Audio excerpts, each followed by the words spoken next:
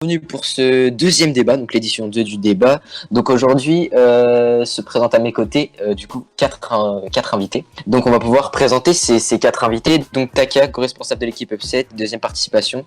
Taka, expérimenté du domaine, va nous apporter son point de vue et des arguments rigoureux et précis.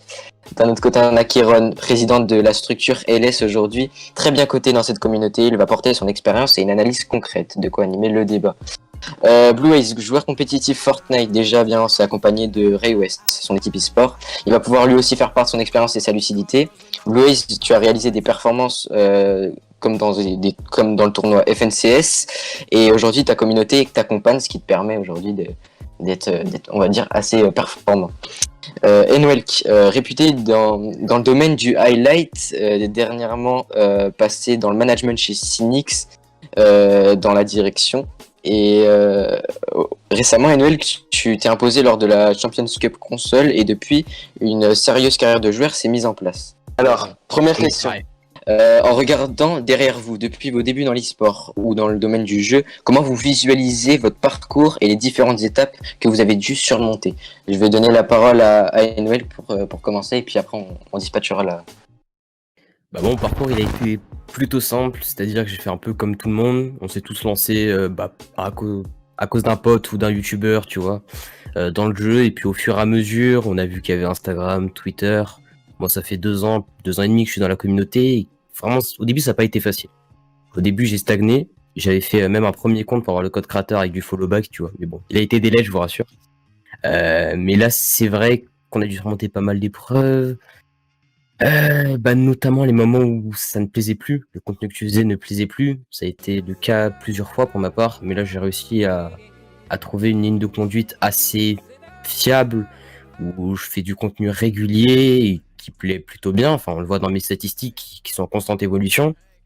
Et puis en plus, j'ai réussi à performer un peu lors des dernières compétitions console notamment. J'ai encore passé un autre palier du coup grâce à ça. Donc voilà, moi c'est comme ça que je visualise mon parcours. Comment je visualise mon parcours actuellement? Je vais dire catastrophique. Enfin, au début ça allait. On a eu, début e-sport, Instagram, tout ça, on a eu un départ plutôt correct. On a eu des gros noms, des grandes personnes dans ce domaine-là qui sont venues nous rejoindre chez Upset.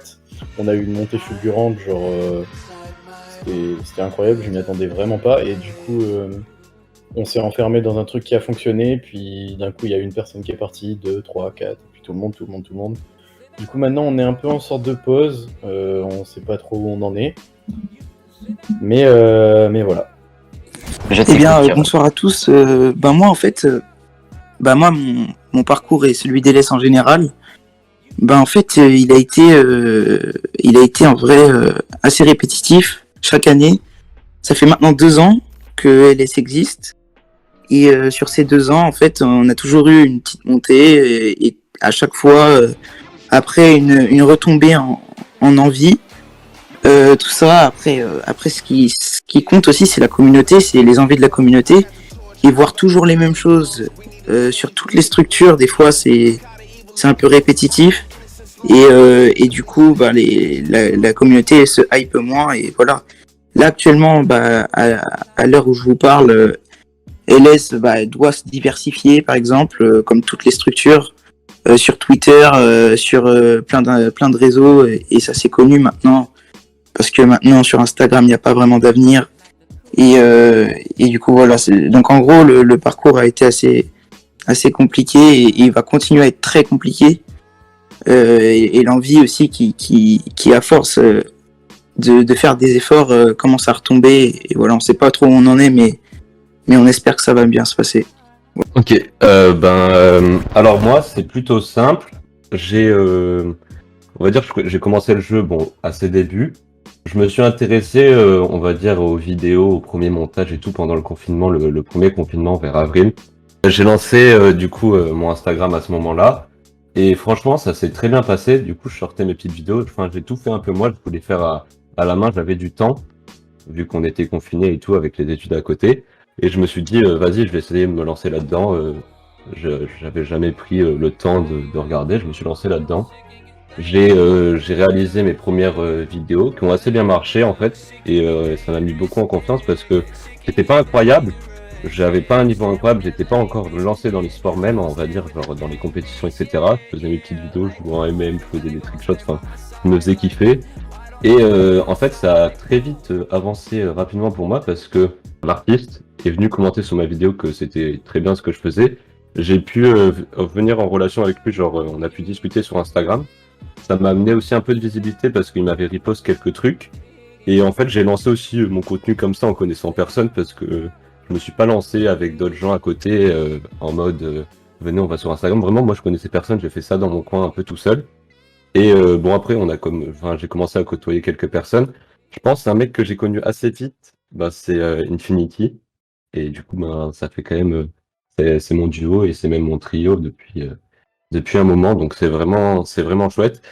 Et ça a pas arrêté, ça a grandi. J'ai pu me faire une communauté, c'est monté jusqu'aux 1000 abonnés. J'ai pu à la suite faire la demande de mon code créateur. J'essaye de faire le maximum pour rendre aussi dans mes possibles, enfin faire plaisir aussi à ma communauté, essayer d'être assez proche. Donc je publie mes petits contenus. Et voilà. Ok, ça marche. Bah, super Blue Haze. Pour suivre à la question que je viens de vous poser, plus le temps passe, plus d'expérience se met en place. Est-ce que ça veut dire que le mental est plus solide et comment vous gérez votre hype? Je vais du coup pouvoir donner la parole à Enwick. C'est vrai que ça a pu me renforcer un peu le mental, c'est-à-dire que j'ai un peu progressé sur moi-même, etc. Et ce qui a fait qu'aujourd'hui, bah, je me sens bien mieux que quand j'ai commencé tout ça et que j'étais beaucoup plus jeune. Bah, c'est peut-être aussi parce que j'ai grandi, je pense. Et vu que bah, j'ai rencontré bonnes personnes, etc., bah, c'était parfait.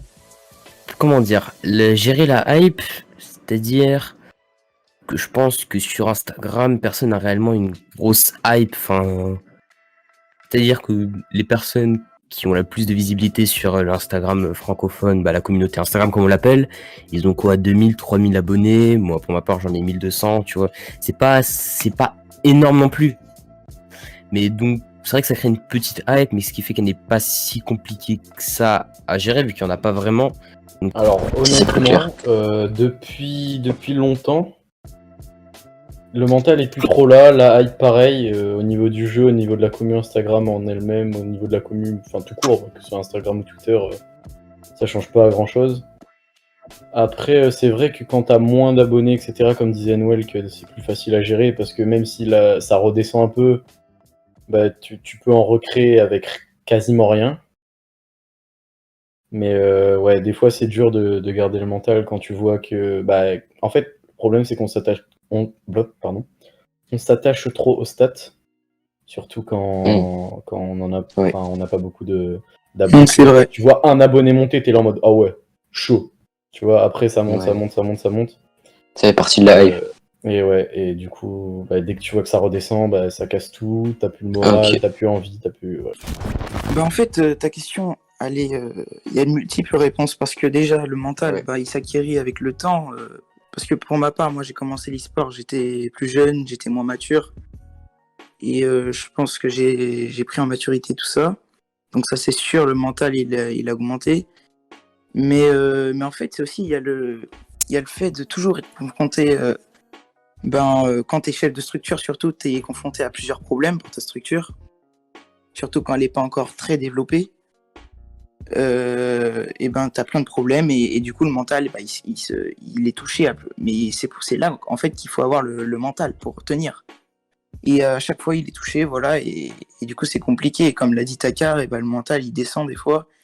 Pareil avec la hype qui descend parce que la hype, elle est surtout construite de la communauté. Ta hype à toi, elle est construite de la communauté. Si personne n'est intéressé par ton Des contenu, stats. bah, tu seras Et jamais c'est- motivé à faire ce que tu fais, en fait, ton contenu.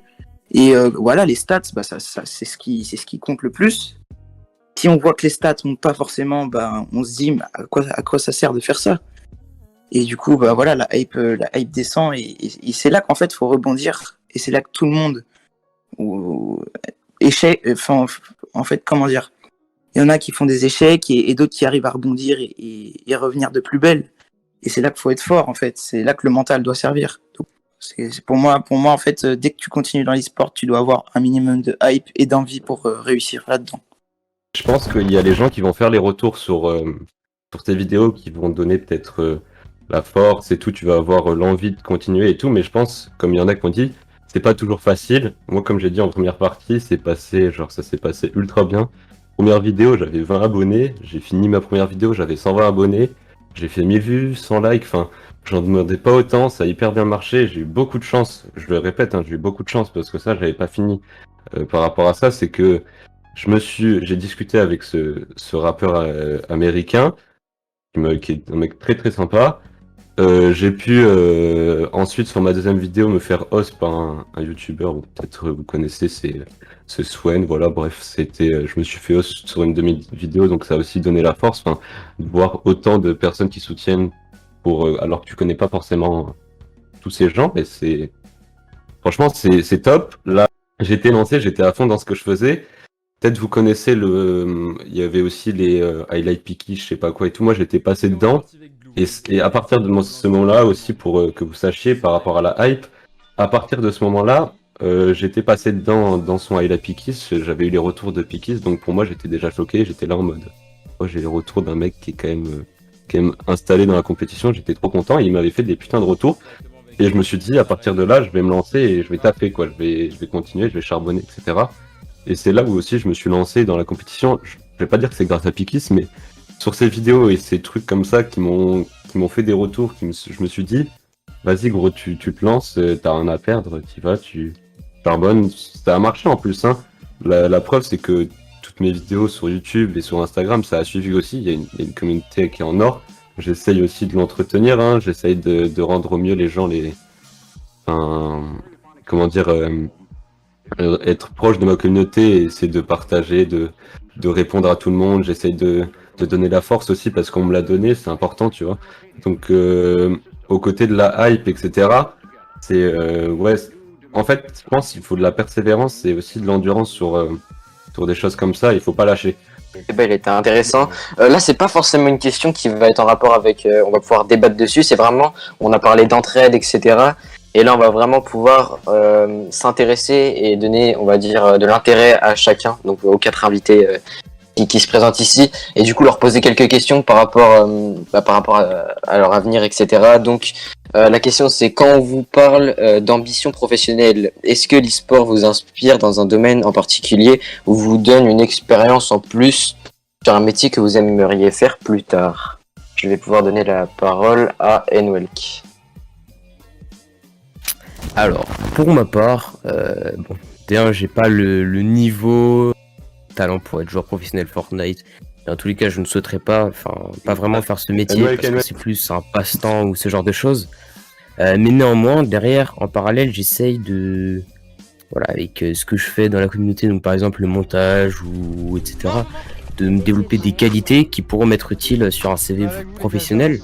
Ce qui fait que, par exemple, toutes les commandes quand je fais un montage, etc., ça alimente, ça augmente mes capacités dans la discipline, ce qui fait que je m'améliore et que, voilà, à la fin, ça va vraiment créer un meilleur CV. Voilà, et plus tu fais de choses, plus tu as un meilleur CV. Enfin, ça me paraît logique. Et donc moi, je le vois plutôt comme ça, ce qui fait que mon passe-temps devient une force. Et donc voilà, pour moi, c'est ça. Oui, mais ça va pas apparaître dans ton CV, ça, je pense.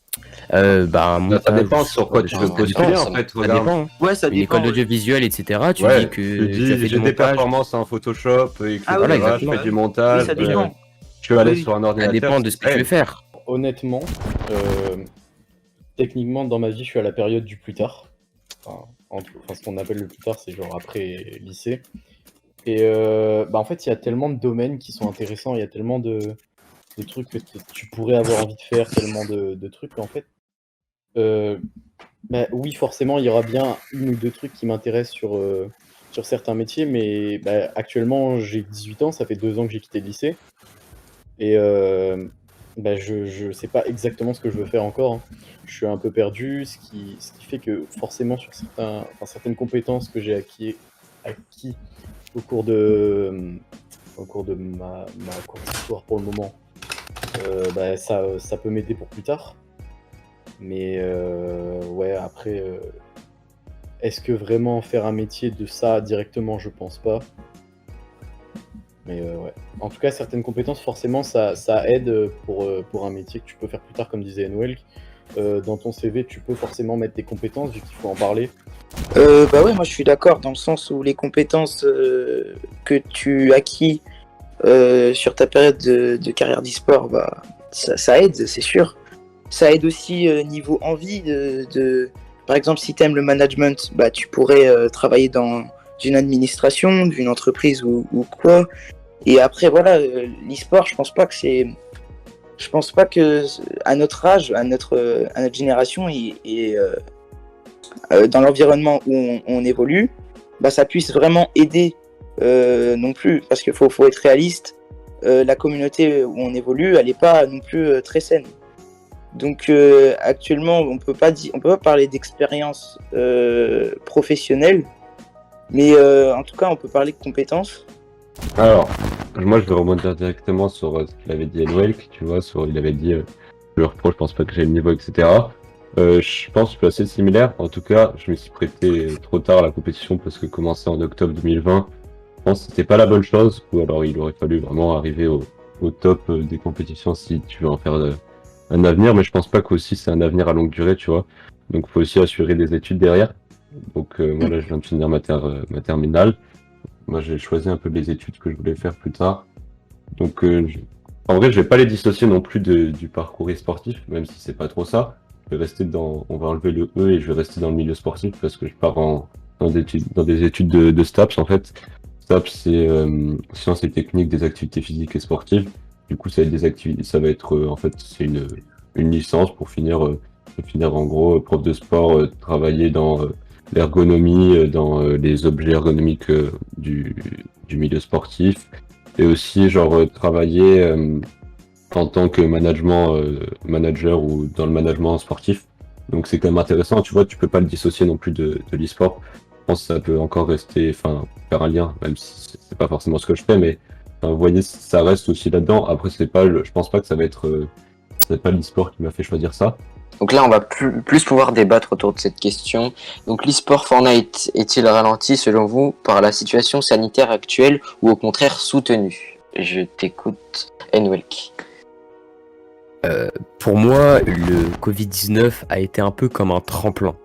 Parce que il a permis de démocratiser la compétition. Parce que faut bien rappeler que les daily duo, les daily trio, tout ça, c'est grâce au confinement. Parce que du coup, vu que tout le monde était chez soi, ça a fait que tout le monde était connecté, tout le monde avait du temps à perdre. Donc Fortnite ont lancé le daily, qui est un énorme événement de com, qui a très très bien marché. Hein. On se souvient tous des daily, je pense. On a tous fait au moins une ou deux daily. Et ce qui fait que ça a donné envie, avec des compétitions régulières, de devenir addict ou non aux jeux vidéo. Et je pense que pour la plupart d'entre nous, ça a été un tremplin. On a découvert le jeu pendant le confinement ou bien avant. Moi, pour ma part, c'est avant, mais j'ai vraiment commencé à beaucoup y jouer depuis le confinement. Et donc voilà. Donc pour moi, ça a été un tremplin, même si malheureusement, du coup, il y a eu des événements IRL comme la World Cup ou les LAN qui ont dû être annulés. Ce qui fait que je pense que c'est même une bonne chose qu'elles ont été annulées. Parce qu'au final, là, ça a donné à toutes les personnes qui ont été confinées l'envie de faire des LAN, d'aller à la Paris Games Week, d'aller à la World Cup ou ce genre de choses. Et le jour où ça va sortir, là, ça va être vraiment, je pense, être incroyable. Et là, ça va être un tremplin. Alors, honnêtement, je pense qu'au début, la situation sanitaire a clairement donné du bon pour le jeu parce que les gens qui pouvaient pas sortir, ils étaient forcément chez eux, ils avaient pas grand chose à faire. Ceux qui adoraient jouer au jeu, ils pouvaient se la buter parce qu'ils allaient pas en cours, etc., etc. Donc au début, ça a commencé très bien. Donc en fait, la situation sanitaire aide le jeu. Mais honnêtement, si je dois parler d'e-sport Fortnite en lui-même, le jeu tue le jeu. Pour reprendre les mots d'un ami à moi, en fait, tant qu'il y aura de l'argent, le jeu va continuer à marcher. Dès que dans les compétitions il n'y aura plus d'argent, tous les pros vont s'arrêter. Vous voyez en ce moment énormément de pros, ou même de pas pros, juste de gens que vous connaissez, qui arrêtent le jeu. Le jeu, et en fait, il se maintient que par l'argent, et c'est ce qui est un petit peu dommage. On a pu voir grâce à une signature qui a fait polémique, celle de Andilex chez Falcon. La plupart des gens disent que c'est pour l'argent, il y en a qui disent que c'est ok. Je sais pas ce que vous en pensez vous, mais personnellement je trouve que l'e-sport de jeu maintenant il dégoûte un petit peu. Après, ça reste toujours un bon jeu, il y a des mises à jour souvent, etc. C'est un. Enfin, je sais pas trop quoi en penser en fait, mais bon, la situation sanitaire a aidé à maintenir un peu une forme sur le jeu et tout le monde pouvait y jouer et participer aux compétitions. Mais l'e-sport sur le jeu est en train de mourir à petit feu et au bout de quelques temps, bah, le jeu n'existera plus, il faudra un nouveau jeu au top du top qui prendra sa place. Pour rebondir sur ça, je suis d'accord avec toi, c'est Taka qui a parlé. Ouais, c'est bon. Dans le sens, ça meurt à petit feu, mais je me dis aussi, tant qu'il y a de l'argent, enfin, c'est ça, hein, c'est un peu bête à dire, hein, mais tant qu'il y a de l'argent, ça continue. Malheureusement, il y en a beaucoup, ils continuent sur des joueurs, hein, ils prennent plus de plaisir, mais ils jouent pour l'argent. Hein, bah, c'est comme des métiers. Hein. Les métiers, il y en a, ils font ça pour l'argent, ils prennent pas de plaisir, hein, mais bon, voilà, hein, c'est la vie. Et je pense qu'il y en a beaucoup des joueurs, ça continue comme ça. Après, bon, il y a peut-être encore un petit peu de plaisir, mais vous voyez. Malheureusement, il y a aussi des structures qui ferment à cause de ça. Hein. Les Covid-19, ça a peut-être été un tremplin, mais ça a aussi mis un coup à ça. Ça a mis un gros coup parce que ça coûte cher une équipe, je pense. Vous voyez, il y a des Rams, des trainers qui ferment leurs portes, c'est quand même triste. Moi, sur la communauté francophone, je trouve ça un peu triste, personnellement. Et que tu vas voir que ce qui reste, malheureusement, c'est les milliardaires, les millionnaires qui ont des grosses structures. Genre, ça va finir qu'il y ait des guilds, des Falcons, et voilà. Et... Comme l'a dit Noël, que ça a motivé plein de jeunes, plein de monde, en fait, à se mettre à l'e-sport sérieusement. Bah, c'est sûr, l'e-sport, c'est quelque chose qui est joué en ligne. Souvent, après oui, il y a eu des LAN, tout ça. Enfin, il y a eu des LAN qui ont été annulés, mais ça joue en ligne, donc c'est logique que ça a pris de l'ampleur. Mais en fait, d'un autre côté, je pense que l'e-sport c'est plus sain quand tout le monde a quelque chose à faire à côté, peut sortir avec. Enfin bref, je sais pas, la vie à côté. C'est comme le sport, tout métier qui offre du spectacle, bah. À côté, le fait d'avoir un environnement normal, bah, ça aide aussi. Et là, l'e-sport, en fait, comme aussi l'a dit Taka, je crois, le jeu, tu le joues. Parce que déjà, jouer trop, c'est mon avis, mais jouer trop, bah, au bout d'un moment, ça lasse et ça embête plein de joueurs frustrés. Même les structures qui commencent à perdre de l'argent parce que par exemple, les daily, là, comme a dit Noël, ou plein de compétitions, et plus les joueurs performent, plus ils sont payés souvent. Et donc, il y a des problèmes financiers sérieux qui ont mené des fois même à des fermetures. Et ça va continuer, puisque actuellement, les gens, les structures déjà augmentent. Il y a de plus en plus de structures, de petites jusqu'aux plus grandes. Et qui ont de plus en plus de moyens financiers parce qu'ils voient que l'e-sport, c'est en train de décoller financièrement. Donc peut-être sur Fortnite, ça va bientôt en venir à un terme, mais sur d'autres jeux, ça pourrait ça pourrait se répéter à chaque fois en fait. Et donc moi je trouve que l'e-sport se développe un peu trop d'un coup, et du coup ça va peut-être mener à sa perte un jour. Bon, après c'est que mon avis et voilà.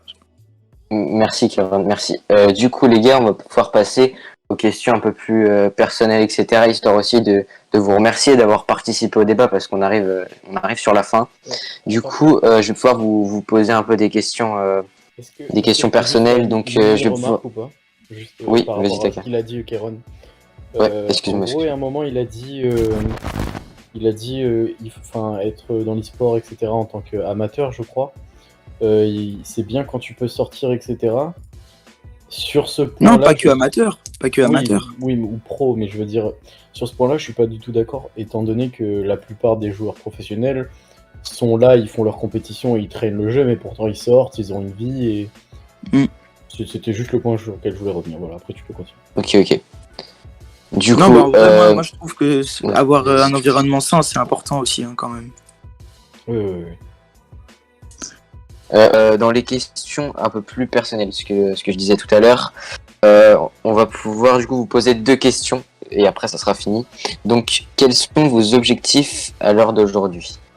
Je t'écoute, du coup, ouais, Enwelk. Bah, là, pour moi, ce serait de concrétiser mon grind CSE en créateur de contenu, et puis peut-être tenter de cash à la prochaine console cup, hein. On va tenter, évidemment. Je pense qu'il y a vraiment possibilité avec un bon trio, donc on va essayer, et puis voilà. Actuellement, bah, comme vous le savez sûrement, Upset, ça existe pas plus, mais c'est en pause suprême, genre il y a plus aucun joueur, etc. On a recruté récemment Boyshard avec Snappy, et il y avait Litix aussi en tant que graphiste, mais Litix il a arrêté, donc on met à part. Donc le but, ça va être de relancer totalement, de relancer Upset. On va essayer de voir ce que ça donne. On va tenter une dernière montée et voir où ça nous mène, en sachant qu'on a, je tease, on a déjà un joueur qui nous a rejoint, mais je ne dirai pas qui. Et on a déjà un joueur parmi nos rangs.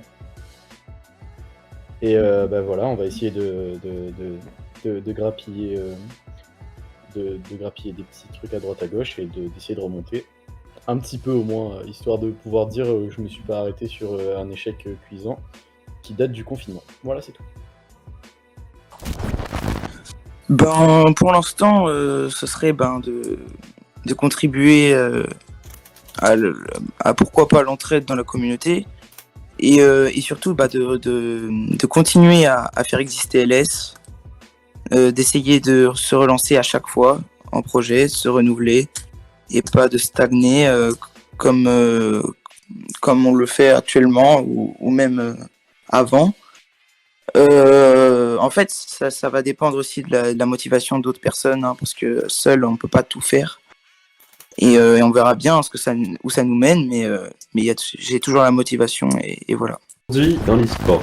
Alors, bon, en vrai, je me cacherai pas, j'aurai une autre petite perf à droite, à gauche, ça serait sympa pour me relancer un petit peu.